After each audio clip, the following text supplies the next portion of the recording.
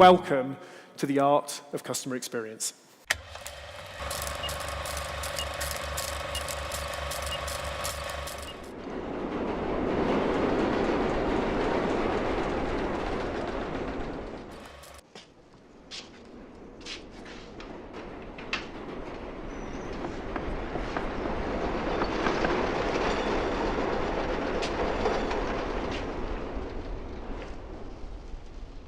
Well, it ain't much, but it's home.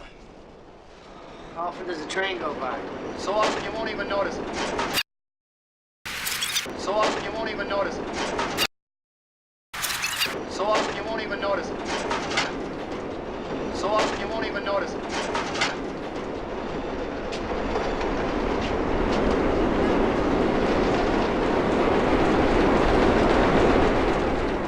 So often you won't even notice it. I think we can all relate to that famous line from the Blues Brothers film there. Whether it's a train rushing past your window, whether it's, you live in London and there's a plane flying overhead, whether it's that annoying rattle in your car somewhere or your kids fighting, or maybe it's just calling your bank. We're all subjected to these frustrating experiences every day of our lives, and we get used to these things really fast. One of my pet hates is conference calls. I'm sure all of you here are involved in many, many conference calls throughout the week, and it's a frustrating process. You've got to find the number, then you've got to put the code in, and then you've got to record your name for the 15th time that day. We all go through this process. I've done it so many times, I've almost become numb to it. I go into autopilot every time I kind of go through this process. And there's a good reason we do that. Why is it we get used to these everyday things? Well, our brains actually have limited capacity to encode the everyday things that we do, so we turn them into habits. And that frees up space for us to learn new things. It's a process called habituation, and it's one of the most basic ways in which we learn. Now, habituation isn't always a bad thing. If you think about when you first learnt to drive, I remember this vividly when I first turned 17. I literally, at midnight, dragged my dad out of bed. I said, "Come on, Dad, get the keys, let's go out for a drive." I was desperate to kind of learn how to drive. And I remember first getting into the car and sort of trying to get the car into gear and feather the clutch out and try and pull away. And the whole experience was, all of my senses were heightened. I had to concentrate so much on what was going on. Couldn't listen to music, I couldn't have a conversation. But you know what? After a week or two of doing that, it gradually turned into a habit. I found myself changing gear. I could brake without even thinking about it. I could listen to music. I could have a conversation. My brain had habitualized this process. And there's a good reason why our brains habituate. If we didn't do that, we'd notice all of these details all of the time. It would be exhausting, and we'd have to learn, we wouldn't have any capacity to learn new things. But sometimes habituation isn't a good thing. Okay, when it stops us from noticing those details around us, it's a bad thing. And when it stops us from doing anything about those details, then it's a really bad thing. And this is really where great product designers fit in, or great experience designers. What these designers are fantastic at is spotting what these experiences are and coming up with solutions to fix them. And that's really what today's event's all about. The conference today is focused on us trying to help you, trying to inspire you, to trying to notice those little details that make a difference to delivering great customer experiences. We've got some fantastic speakers here today, and the objective of today is to try and inspire you to transform your own customer service. So imagine if you could go out there and sit down with every one of your customers and ask them a question. So what would be the one thing that we could do as a company that would really transform the way that you dealt with us? What would really make a meaningful impact to your life? Now, it's good to understand, what customers are doing, and most of you have probably got voice of the customer programs that do exactly that. But it's really understanding what sits beneath that. What's your customer's motivation for engaging with you? What are they looking to achieve? And understanding this motivation is really key. Henry Ford, when he first designed the Model T Ford, sort of famously said, if I went out to my customers and asked them what they wanted, they'd have told me they wanted a faster horse. And he was right. The customers at that time just couldn't envisage what a new version of a horse, in this case a car, would look like. And this arguably went on to be one of the most, the biggest innovations that transformed society in the 20th century. But if you look a layer beneath that, the motivations of his customer wasn't that they wanted a faster horse. It was they wanted to get from A to B quicker than they did before. Okay, so time was their most valuable commodity. That was the thing that they were looking to improve. And understanding that's really key to understanding how you can evolve your own products and services, understanding what your customers' motivations are when they're dealing with you. And quite often, this is how startups are formed. It's often, customers or people out there in the community responding to frustrations that exist with current day products and services. Really famous example of this is Blockbuster and Netflix. Now, most of you have probably heard this case study before. We all know what happened to Blockbuster and how Netflix took over. But what many people don't actually know is that Reed Hastings, the guy that started Netflix, is an avid movie fan. He used to use Blockbuster all the time. And his biggest frustration was the fact that he had to get into his car, drive to the store, and hopefully the video that he wanted was in the store when he got there. If it wasn't, he'd have to take something else and he'd drive home. Then the next day, he'd have to drive it back, otherwise he'd get fined. It was quite a frustrating experience. And that led him to start Netflix, which, as we know at the time, was a DVD service. You could order DVDs through the post, you could keep them for as long as you wanted, and then you send them back and get another one through. No fines, no time wasted traveling to the store. But obviously now, the Netflix that we know has turned from a DVD postal service into a service that we can all consume through a digital platform. And we're seeing more and more now the growth of these digital platforms as driving, the products of the future as everything digitizes. And what's actually happening, I call this, we're hyper-connecting the world. And if we look at the likes of Facebook with their solar drone project, they're looking to deliver the internet to the entire global community. Google are doing the same with their Project Loon. Even Elon Musk is getting involved. He's launching a constellation of 36 satellites now to cover the entire planet with megabit broadband. Virgin's even getting involved, Richard Branson is. So we've got 4 organizations now that are looking to deliver internet to the next 5 billion people. And this isn't just happening over the course of the next 10, 20 years. This is happening within the next 5 years. So we're going to see 8 billion, another 5 billion, so a total of 8 billion people having connectivity to the internet over the course of the next 5 or so years. And these people are coming online, with megabit access to the internet. They're coming online with access to the world's information through things like Google and Wikipedia, access to near infinite computing power through things like Amazon Web Services, and obviously free communications through platforms like WhatsApp and so on as well. And it's these platforms that really are now serving to be the infrastructure for the 21st century. So most of the communication that we have with our customers these days is through a platform of some description, whether it be the telephone, whether it be email, the web, or increasingly things like WhatsApp and iMessage, and who knows what new platforms will be coming, coming onto line in the next few years. So one of the big challenges that we have when communicating through platforms is identity. How do we identify ourselves and start to transact with somebody? Gone are the days where we go into a local store and the person behind the counter knows who we are. They can see if we're happy. They can see if we're frustrated. They can read our emotions and serve us accordingly. The challenge now is how do we identify ourselves in a way that's common across different platforms and that's easy and secure? And ironically, we're kind of going back to the good old telephone number as being the one form of identity that works across lots of different platforms. If you think about it, when you move jobs, you take your phone number with you. Phone numbers are used across lots of the social media platforms these days, like WhatsApp and Facebook Messenger. And often phone numbers are used in two-factor authentication as well. So the phone number is becoming, that one username that really matters. By the way, this is Beyonce's telephone number. I found this on the internet a few weeks ago. I think she's going to have to change hers by now. Someone's leaked it out. So I think the phone number is going to become the one username that matters, and we really need to start thinking more about how we leverage that when we communicate with our customers. So having established our identity, the next challenge is then how we go ahead and verify ourselves. And we've seen a massive uptick in the use of biometric technology over the last few years in particular. I can't remember a time where I couldn't unlock my phone using my fingerprint. It's just become such an easier way of unlocking my device, but then subsequently allowing me to communicate and authenticate myself with organizations through apps as well.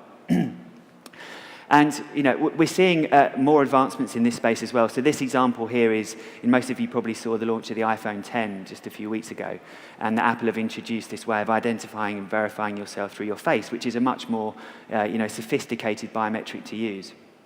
So, my phone. What's really interesting about this is my phone actually knows that I'm looking at it as well, and this starts to have quite profound implications for how we interact with technology.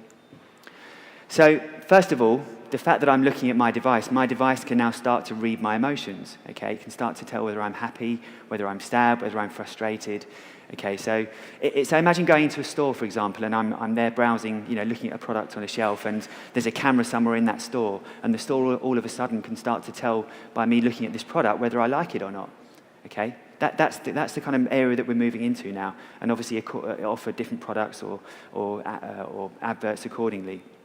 This is the world that we're heading into. The other quite profound implication of this is that it starts to change the way that we interact with technology as well.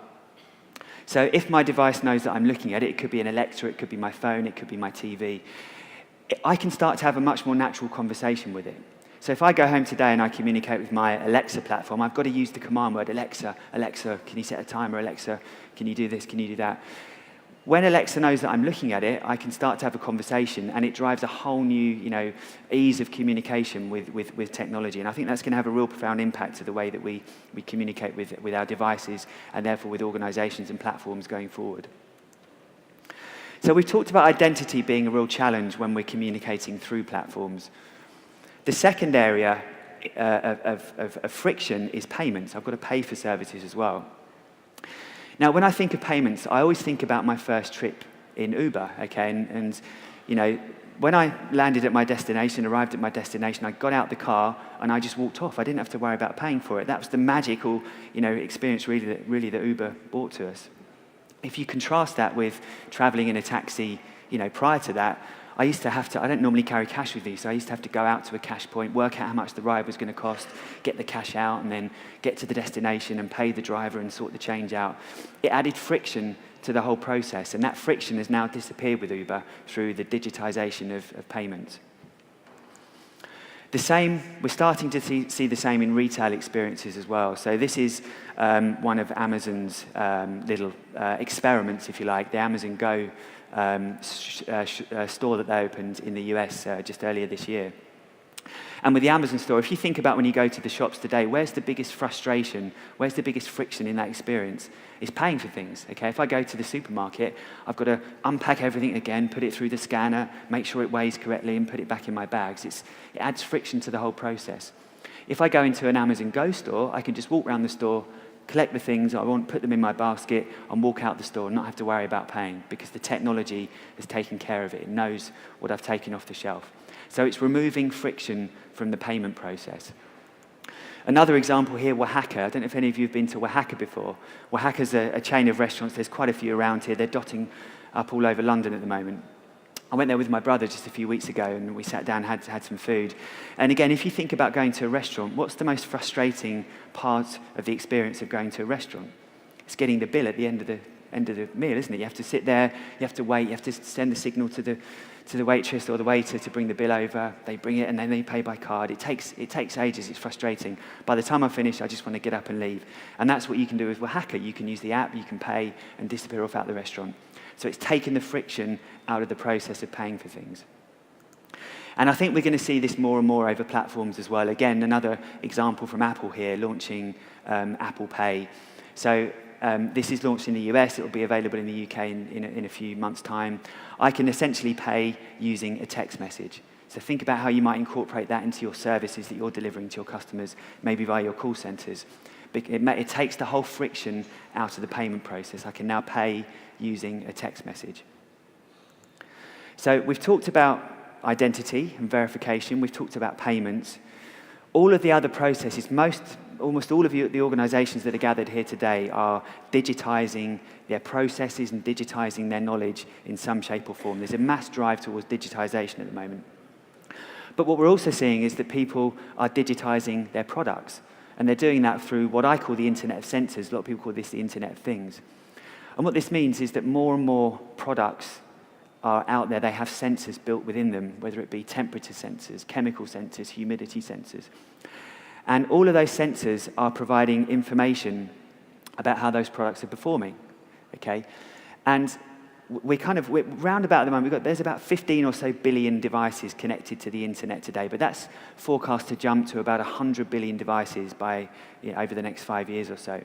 And each one of those devices will contain, maybe 5, 10, 15 sensors. Just as a checkpoint, a typical smartphone contains something in the region of between 20 and 30 sensors. So that gives you an idea of the amount of sensors that are being packed already in today's devices. But when these things start getting built within your fridges and your toasters and your freezers and your cars and all these different things, that generates lots of data, and a lot of people call this the trillion sensor economy. That's kind of where we're moving towards now. So vast quantities of data being created through these sensors. And what that gives us the ability to do is to understand in much more detail how our customers are using our products, what usage patterns are, where are they using them, what locations are they using them in, how are they performing, okay? And that data is then driving us to this era of rapid experimentation. So as more and more of our products and services become digitized, it supports us moving towards this era of experimentation, where we can trial something out and we can learn from it and we can iterate quite quickly. And that's the era that we're in at the moment. Amazon, really good example of this. Amazon, I think, are probably one of the most innovative companies on the planet. They're always coming up with new ideas, brilliant new services. They trial stuff out all the time. This is a quote from Jeff Bezos from Amazon, who says that success at Amazon is a function of the number of experiments that they do every year, okay? So they're prepared to try things out, they're prepared to fail, and they're prepared to learn from that.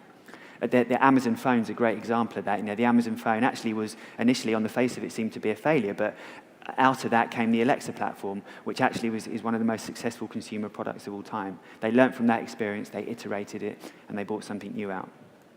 Another quote here again from Reed Hastings, who talks about, if you're not embarrassed by your first product, you've launched it too late. So again, this idea about getting something out there, getting a minimum viable product out there, getting people to use it, learning from it, and then developing it from there.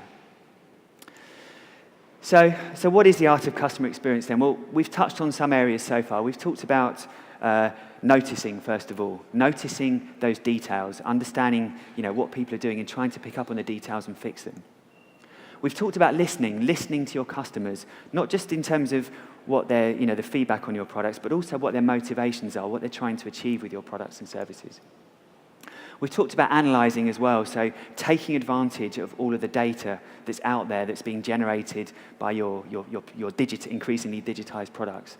And then using that data to experiment, to trial things out, and to iterate, to improve, to constantly improve, your products and services. And finally, we touched on time as well. Now, I think the important thing to note here is that time is ultimately our most valuable commodity. All of us are born with the same amount of time, 24 hours a day, 7 days a week, 365 days a year. We talked about time being a precious commodity that we should try and value and give back to our staff and give back to our customers.